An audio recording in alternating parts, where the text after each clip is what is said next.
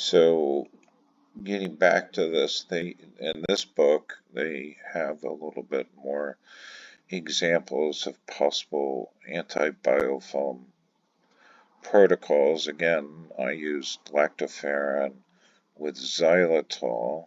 I just merely copied what uh, others were doing, but here I'll mention some other things that I thought this was interesting. You have serrapeptase, lumbrokinase, and nattokinase, which are all enzymes, and those enzymes now are being used in treatment of these microclotting in the COVID-19 patients because these enzymes will degrade the proteins that are made up of that.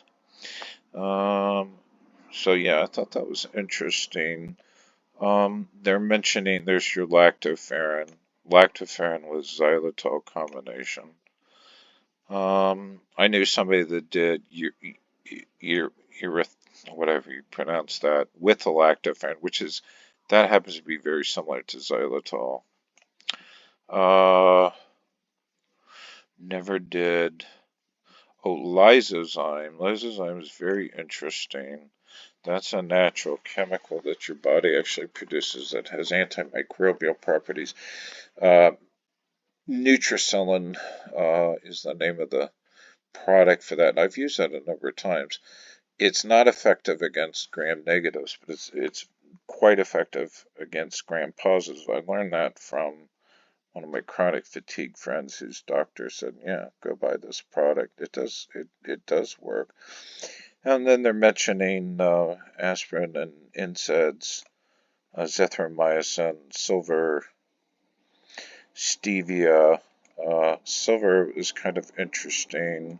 My mother had some wounds. They gave her a collagen type of pad that had silver. There was actually a couple companies that did that, and I kind of always thought that maybe the medical system didn't pay much attention to silver.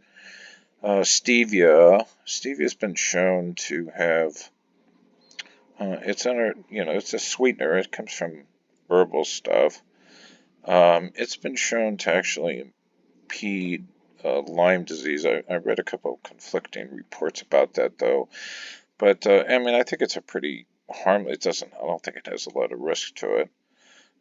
Honey is interesting. They gave my mother the other pads they gave her had Manuka honey. Manuka honey comes out of New Zealand. It has a lot of it's been shown to have very strong antibiotic effects. I took that internally. I didn't notice anything.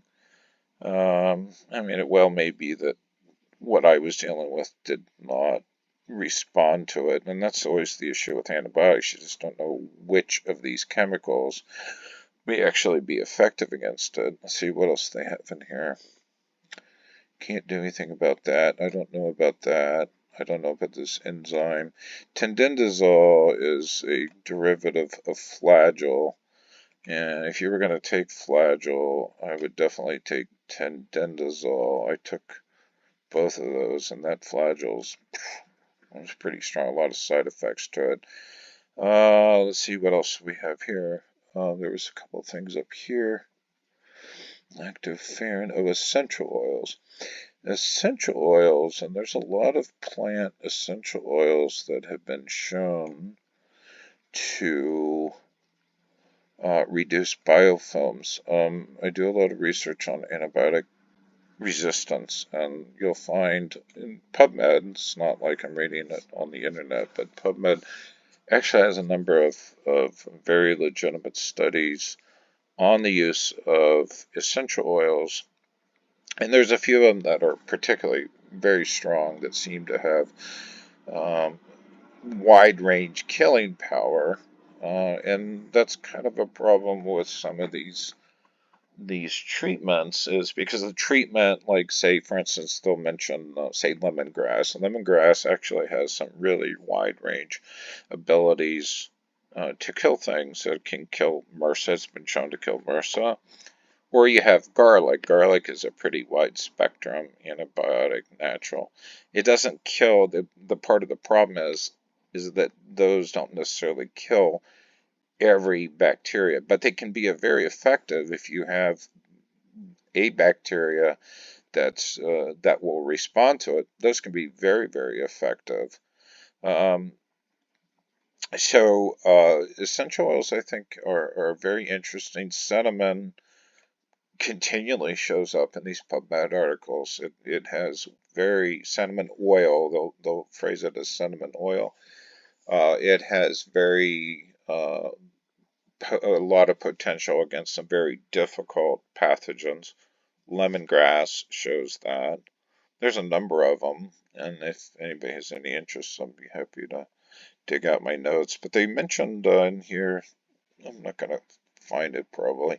They mentioned about Listerine. I think they were about oral pathogens, and Listerine actually has, I don't know what's the base of it, but it has 4 essential oils in it. And those essential oils, I think one of them was perhaps wintergreen or peppermint or something like that, plus the other ones that have been shown to be quite effective at reducing oral biofilms.